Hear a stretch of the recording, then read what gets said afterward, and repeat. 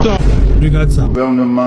J'espère que vous allez bien, c'est encore moi, Renato le Prince, et bienvenue encore sur ma chaîne YouTube. Compte tenu de la prestation déshonorante des Panthères lors de la Coupe d'Afrique des Nations Total Énergie Maroc 2025, et considérant les effets multiformes aux antipodes des valeurs d'éthique et d'exemplarité prônées par la Ve République, le gouvernement décide de la dissolution du staff technique, de la suspension de l'équipe nationale jusqu'à nouvel ordre, de la mise à l'écart des joueurs Bruno Ekwelemanga et Pierre-Emerick Aubameyang.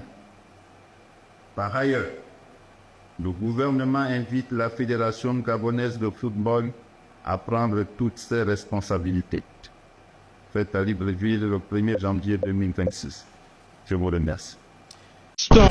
Regarde ça. Le gouvernement décide la dissolution du staff technique, de la suspension de l'équipe nationale jusqu'à nouvel ordre. Tu n'hallucines pas, après le match de football Gabon versus Côte d'Ivoire, le gouvernement gabonais a dissous le staff technique et retiré plusieurs joueurs définitivement de la sélection.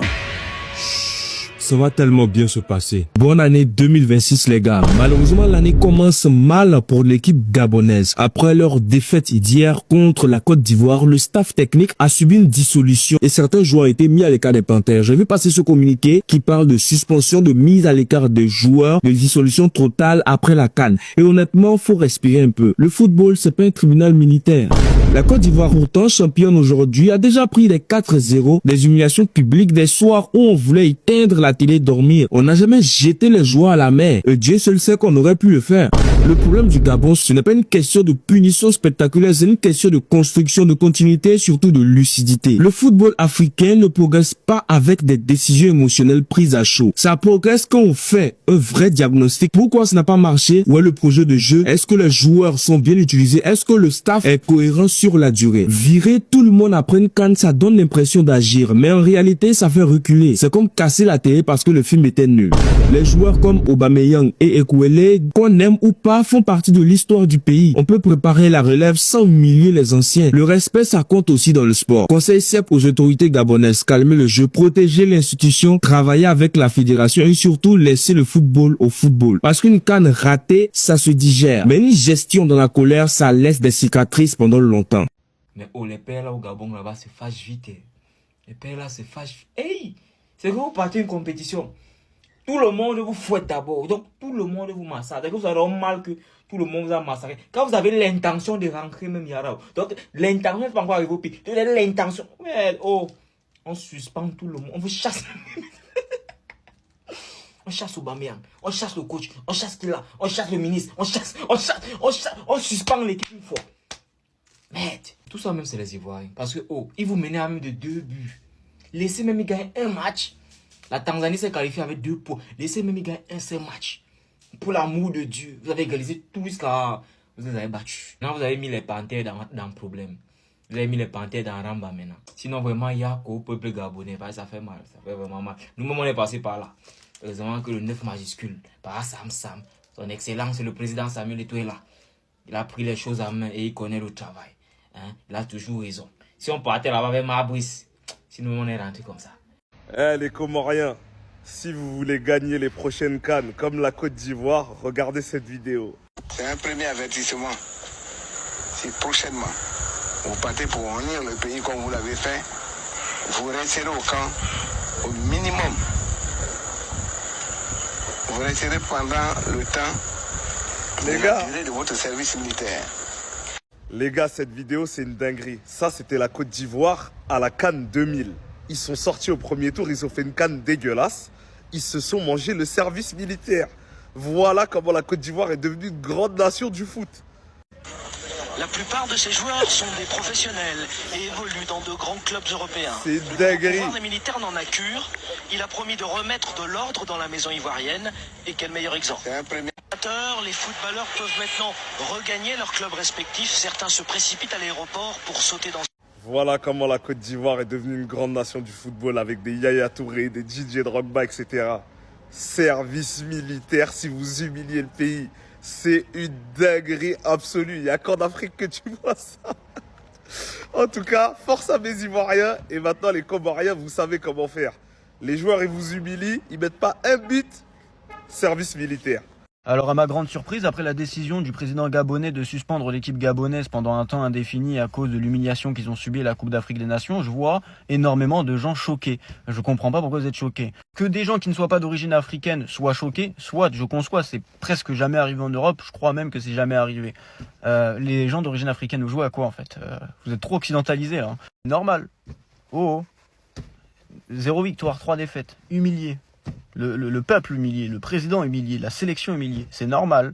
Vous faites les choquer comme si c'est jamais arrivé. Nigeria 2014, suspendu 2 ans à cause de leur performance catastrophique. Ghana 2010, les joueurs ils ont fini en tôle, certains, voilà, parce qu'ils ont humilié le pays.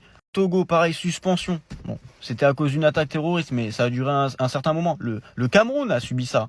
Il y a eu plusieurs menaces d'emprisonnement des joueurs, de suspension de l'équipe nationale pour des résultats médiocres. L'Algérie aussi a connu ça à la dernière CAN. Le président, il était pas content, hein. Ah, il était pas content, hein. Il a menacé certains joueurs. Vous faites des choqués, mais moi je trouve ça normal, hein. Tu joues pour ta nation, tu joues pour ton pays, tu joues moins bien qu'en club, tu te fous de la gueule de qui, hein. Tu représentes le maillot, tu représentes le drapeau, tu représentes ton histoire, le pays pour lequel tu joues. Tu dois mourir sur le terrain. Plus qu'en club en tout cas. Des gens qui disent oui mais les Comores par exemple ils sont pas punis. Ben c'est normal, les Comores déjà ils sont 800 000, ils sont moins que les Gabonais, le territoire est moins grand, il y a moins d'argent, les sportifs sont moins forts, et puis je rappelle que le pays est un petit peu en crise, contrairement au Gabon. Voilà, donc il y a des excuses. Des gens qui ont dit oui mais ils ont pas fait exprès de perdre, ok, mais face au Cameroun ça a joué mal, face au Mozambique c'est effroyable, hein. Le pays il est 15 fois moins fort que toi, tu te fais humilier de la sorte 3-2, c'est pas normal, et face à la Côte d'Ivoire, t'as joué 15 minutes et après t'as abandonné. Qu'est-ce que vous voulez qu'on vous dise? Je trouve ça tout à fait normal, et c'est très occidental justement de pardonner ces humiliations-là. Moi j'aurais été le président de la République en 2010 à la place de Nicolas Sarkozy, je peux vous dire que l'humiliation de la Coupe du Monde en Afrique du Sud en 2010, là qu'on fait subir les joueurs de l'équipe de France, plus jamais ils auraient porté le maillot, et j'aurais suspendu l'équipe de France, hein, et j'aurais menacé tout le monde. J'aurais dit vous foutez de la gueule de qui là? Faites des grèves, vous êtes des baisers, vous représentez la France, c'est ça que vous montrez. Que tu fasses de la merde en club, on s'en bat les couilles, t'es en CDD. T'as un employé comme un autre, comme un caissier, voilà. C'est juste que t'es footballeur. Mais par contre, en sélection, tu es sélectionné. C'est différent. Tu représentes ton pays. Voilà. Tu représentes l'histoire de ton pays, les couleurs de ton drapeau. Et peut-être qu'en France, c'est pas bien de montrer le drapeau français, c'est pas bien de se sentir français, d'être un petit peu patriote. Mais en Afrique, c'est normal, en fait. C'est la norme. Si t'es pas patriote, oui, on peut perdre, mais perdre avec la manière. On joue. Voilà, le premier match, ils ont pas joué. Le deuxième match, ils sont fait chier dessus par le Mozambique. Le troisième match, ils ont joué 15 minutes, ils ont abandonné. C'est une humiliation. Historiquement parlant, l'Argentine l'a déjà fait.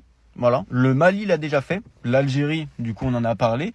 Et bon, Saddam Hussein, il le faisait, mais lui, il allait jusqu'à torturer les joueurs. Là, c'est peut-être un peu too much quand même. Au bout d'un moment, moi, je suis désolé, c'est tout à fait normal. Par exemple, moi, je suis sélectionneur de l'équipe de France. Quand Rabiot, il a refusé de jouer pour l'équipe de France à la Coupe du Monde parce qu'il voulait pas être réserviste, plus jamais je le prends. T'as beau être le meilleur joueur du monde, même t'es Messi, je te prends plus jamais.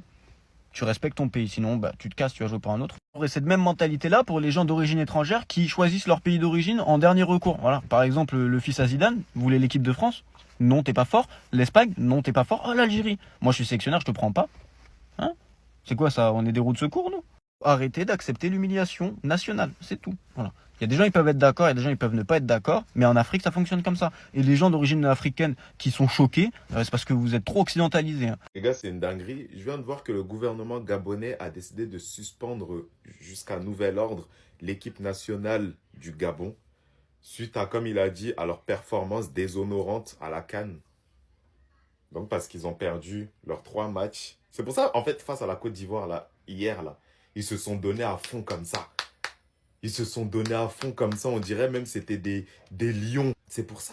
On dirait eux-mêmes, ils savaient. Compte tenu de la prestation déshonorante des Panthères lors de la Coupe d'Afrique des Nations Total Énergie Maroc 2025, le gouvernement décide de la dissolution du staff technique, de la suspension de l'équipe nationale jusqu'à nouvel ordre. Ils ont suspendu l'équipe nationale du Gabon jusqu'à nouvel ordre.